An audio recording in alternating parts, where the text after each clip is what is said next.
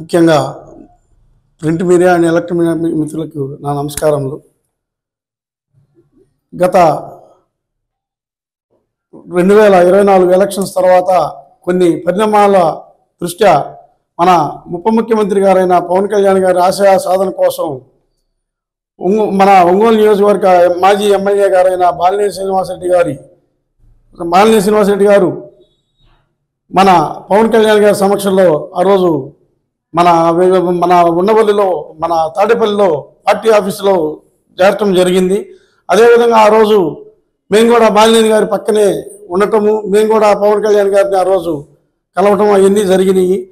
దాంతోపాటు మేము ఆయన ఆశయ సాధన కోసం, పవన్ కళ్యాణ్ గారి ఆశయ సాధన కోసం బాలినేని గారి అడుగుజాడల్లో నడుస్తూ ఈరోజు నిన్న హైదరాబాద్లో బాలినేని శ్రీనివాసరెడ్డి గారి స్వగృహంలో నిన్న నా స్నేహితుడు కిరణ్ బాబు, నేను ఇద్దరము పార్టీలో చేరటం జరిగింది. నాతో పాటు మరి కొంతమంది వైసీపీ నాయకులు కూడా చేరటానికి చాలా ఆతృతగా ఆసక్తి ప్రదర్శిస్తున్నారు.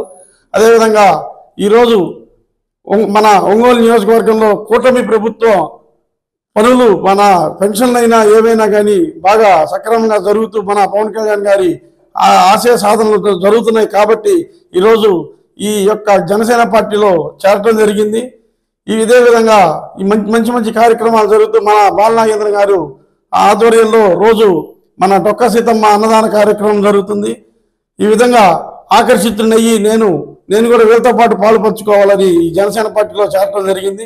అందరికీ నన్ను ఆశీర్వదించి నన్ను ఇచ్చేయాలని కోరుకుంటూ సెలవు తీసుకుంటున్నాను.